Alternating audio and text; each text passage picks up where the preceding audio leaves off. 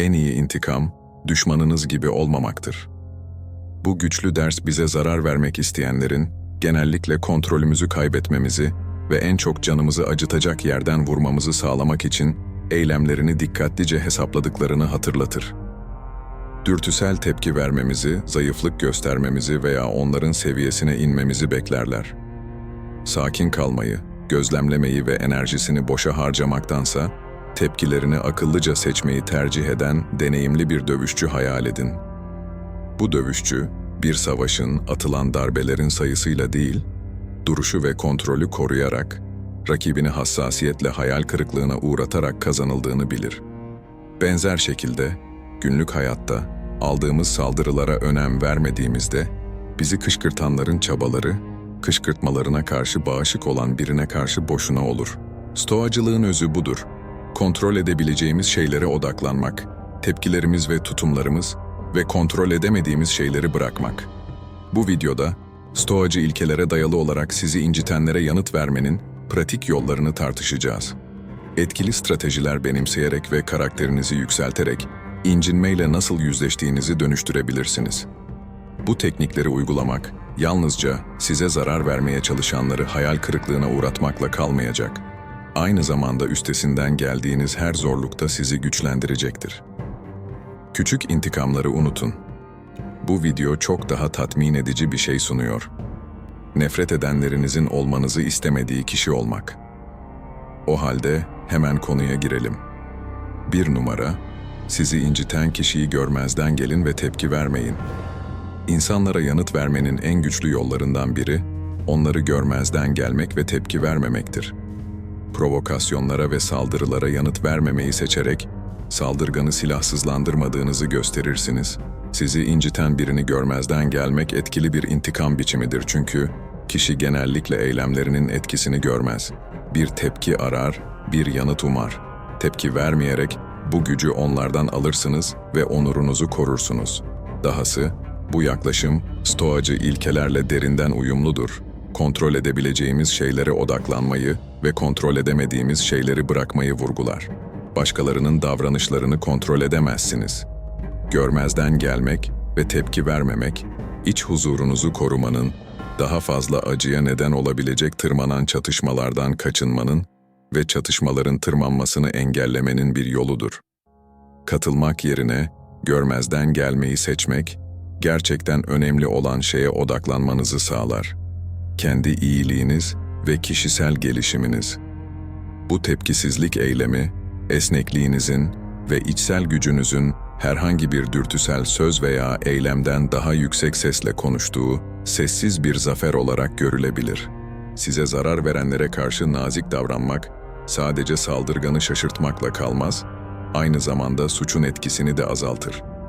Nazik davranmayı seçerek duygusal olgunluğunuzu gösterir ve olumsuzluk ve öfkenin üzerine çıkarsınız. Bu, anlık duygulardan etkilenmediğinizi gösterir. Nazik davrandığınızda, sizi yaralayan kişinin silahsızlandığını bilirsiniz. Beklenen tepki, genellikle öfke veya yüzleşmedir ve nazik davranarak bu olumsuz döngüyü kırarsınız. Bu tutum, saldırganın eylemlerini gözden geçirmesine ve bazı durumlarda davranışlarını yeniden değerlendirmesine neden olabilir. Nazik davranmanın sizin üzerinizde de olumlu bir etkisi vardır. Acıyla karşı karşıya kalsanız bile nazik olmayı seçmek, iç huzuru ve öz saygı duygusunu besler. Size, dış koşullardan bağımsız olarak tepkilerinizi kontrol edebileceğinizi ve değerlerinize sadık kalabileceğinizi öğretir. Buna göre hareket edebileceğinizi gösterirsiniz. Nazik bir şekilde karşılık vermek, başkalarının size kötü davranmasına izin vermek anlamına gelmez. Çatışmayı körüklemeden sınırlar koymanın bir yoludur. Hem kararlı hem de nazik olabilirsiniz. Saygısızlığa tahammül etmediğinizi açıkça belirtebilir. Ancak saldırganlıkla karşılık vermemeyi seçebilirsiniz. Bu yaklaşım, zorluklar karşısında sakinliği ve mantığı önemser ve Stoacı ilkelerle uyumludur. Nazik bir şekilde karşılık vererek, Stoacı felsefenin temel ilkelerinden biri olan duygularınız ve eylemleriniz üzerinde kontrol sahibi olursunuz. Sorunu çözmeyi seçmek olgunluk ve hukukun üstünlüğüne saygı gösterir. Adalet aramak, sorunu uygun yetkililer, yasal sistemler veya kurumsal prosedürler aracılığıyla ele almak anlamına gelir. Suçun ciddiyetine bağlı olarak bu resmi bir şikayette bulunmayı, arabuluculuk aramayı veya bir avukata danışmayı içerebilir. Bu yol yalnızca tarafsız bir çözüm sunmakla kalmaz, aynı zamanda sizi kişisel intikamın olası olumsuz sonuçlarından da korur. Örneğin, iş yerinde iftiraya uğrarsanız, saldırganla agresif bir şekilde yüzleşmektense kanıtı belgelemek ve davayı insan kaynaklarına veya hatta hukuk sistemine iletmek daha ihtiyatlıdır. Saldırganla yüzleşmek, kurumsal politikalara dayalı uygun sonuçlara yol açabilir. İntikam yerine adaleti seçmek, Stoacı öz kontrol ilkeleriyle uyumludur. Stoacılar, öfke veya intikam arzusu gibi yıkıcı duygular tarafından yönlendirilmektense, akıl ve erdeme göre hareket etmemiz gerektiğini öğretir. Adalet arayışı, sorunu etik ve dengeli bir şekilde çözmeye odaklanan bir disiplin ve bilgelik eylemidir. Dahası, adalet aramak etrafınızdaki herkes için daha adil ve daha güvenli bir ortamı teşvik eder. İnsanlar davranışlarının adil ve yasal olarak ele alınacağını bildiklerinde, gelecekte bu tür davranışları caydırma olasılıkları daha yüksektir. Dördüncüsü, net sınırlar koyun. Sınırlarınızı açıkça ifade edin, saygısızlığa tahammül etmediğinizi ve duygusal refaha değer verdiğinizi belirtin. Bu sınırları belirlemek ve ifade etmek bir öz saygı biçimidir ve kendinizi zararlı davranışlardan korumak için etkili bir yoldur. Sınırlar koyduğunuzda, diğer kişiye ilişkinizde neyin kabul edilebilir, neyin kabul edilemez olduğunu bildirirsiniz. Bu, hangi eylem veya sözcüklere tahammül etmeyeceğinizi açıkça belirterek gelecekteki incinmeleri önlemeye yardımcı olur. Örneğin, biri sizin hakkınızda sık sık aşağılayıcı yorumlar yapıyorsa, bu şekilde benimle konuşmanızı kabul etmediğimi iddialı bir şekilde söylemeniz önemlidir. Kaba veya saldırgan olmadan iddialı olmak mümkündür.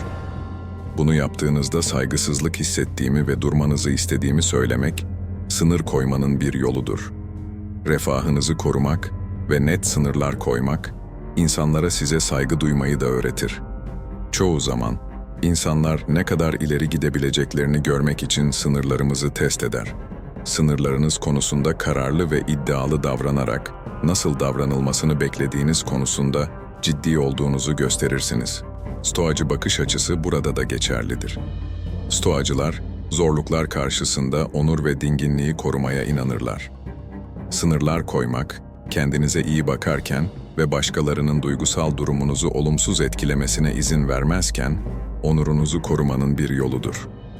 Odaklanarak, kızgınlık ve öfkenin olumsuz sarmalından kaçınır ve durumu yapıcı bir şekilde çözmek için proaktif bir şekilde çalışırsınız. Birisi sizi incittiğinde, hayal kırıklığına uğramanız ve suçu tekrarlamak istemeniz doğaldır. Ancak soruna çok fazla odaklanmak, olumsuz duyguyu yoğunlaştırabilir ve gerçek ilerleme kaydedilmesini engelleyebilir. Bunun yerine, sorunun kökenini anlamaya çalışın. Örneğin, bir iş arkadaşınız saldırgan bir yorum yaptıysa, öfkeyle tepki vermek veya söylenenlere takılıp kalmak yerine, bunun tekrar olmasını nasıl önleyebileceğimizi veya gelecekte yanlış anlaşılmaları önlemek için iletişimimizi nasıl iyileştirebileceğimizi sorarak durumu ele alabilirsiniz. Bu tür bir yaklaşım yalnızca olgunluğu ve öz kontrolü göstermekle kalmaz, aynı zamanda daha uyumlu ve üretken bir ortam yaratmaya kararlı olduğunuzu da gösterir. Çözümlere odaklanma, tepkilerimizi kontrol etmenin ve değiştirebileceğimiz şeylere odaklanmanın önemini vurgulayan Stoacı ilkelerle örtüşmektedir. Stoacılar, enerjimizi yapıcı eylemlere yönlendirerek iç huzurumuzu koruyabileceğimize ve refahımızı artırabileceğimize inanırlar. Dahası, çatışmayı sürdürmek, sorunu çözmekle daha çok ilgilendiğinizi göstererek ilişkinin dinamiklerini dönüştürmeye yardımcı olur. Diğer kişiye esprili bir sözle karşılık vermek, gerginliği azaltabilir, kırgınlığı ciddiye almadığınızı ve kolayca sarsılmadığınızı gösterebilir. Mizah, etkileşimin dinamiklerini değiştirme ve çatışmacı bir anı daha yönetilebilir ve daha hafif bir duruma dönüştürme gücüne sahiptir. Dönüştürücü mizahla karşılık verdiğinizde, diğer kişinin yaratmaya çalıştığı olumsuzluk döngüsünü kırarsınız. Sizi inciten kişiler genellikle öfke veya üzüntü tepkisi bekler ve mizahi bir şekilde karşılık vererek saldırganı şaşırtır ve kırgınlığın etkisini azaltırsınız. Bu yaklaşım, kişinin eylemlerini düşünmesine ve size zarar verme girişimlerinin ne kadar boşuna olduğunu fark etmesine yardımcı olur. Mizah kullanmak aynı zamanda yüksek seviyede duygusal zeka gösterir. Bu, duygularınız üzerinde kontrol sahibi olabileceğiniz ve yalnızca iç huzurunuzu korumakla kalmayıp, aynı zamanda potansiyel olarak çatışmalı bir durumu da yatıştırabilecek bir yanıt seçebileceğiniz anlamına gelir. Mizah, doğrudan yüzleşmeye başvurmadan, hafif ve etkili bir şekilde sınırlar koymak için güçlüdür. Örneğin, biri sizin hakkınızda hoş olmayan bir yorum yaparsa, bunu not edebilir ve bu hakareti ciddiye almak istemediğinizi gösterebilirsiniz. Bu tutum yalnızca özgüveninizi korumakla kalmaz, aynı zamanda zor durumlarla, zarafet ve soğukkanlılıkla başa çıkmak için yeterli özgüvene sahip olduğunuzu da gösterir. Stoacı bakış açısı burada da uygulanabilir, çünkü Stoacılar zorluklar karşısında sakinliği korumanın önemine inanırlar. Mizah kullanmak, küçük kışkırtmaların üstünde olduğunuzu ve iç huzurunuzu koruyacak şekilde yanıt vermeyi seçtiğinizi göstermenin bir yoludur. 7 numara dayanıklılık geliştirin. Deneyimleriniz ve hisleriniz hakkında düşünmek için zaman ayırma gibi bu hayati beceriyi geliştirmek için öz yansıtma uygulamak önemlidir. Belirli durumların sizi nasıl ve neden etkilediğini anlamak, daha etkili başa çıkma mekanizmaları geliştirmenize yardımcı olabilir. Ayrıca, olumlu bir bakış açısı sürdürmek ve zorlukları büyüme fırsatları olarak görmeye çalışmak, gelecekteki sorunlarla başa çıkma yeteneğinizi güçlendirir. Zor zamanlarda güvendiğiniz arkadaşlardan, aileden veya profesyonellerden oluşan bir destek ağı kurmak da çok önemlidir. Birisiyle konuşmak, duyguları işlemenize ve çözümler bulmanıza yardımcı olabilir. Egzersiz yaparak, dengeli beslenerek ve iyi uyku sağlayarak fiziksel ve ruhsal sağlığınıza dikkat etmek, dayanıklılığınızı korumak için çok önemlidir. Meditasyon ve farkındalık gibi aktiviteler stresi azaltmaya ve zihinsel berraklığı artırmaya yardımcı olabilir. Gerçekçi hedefler belirlemek size bir amaç ve yön duygusu verir.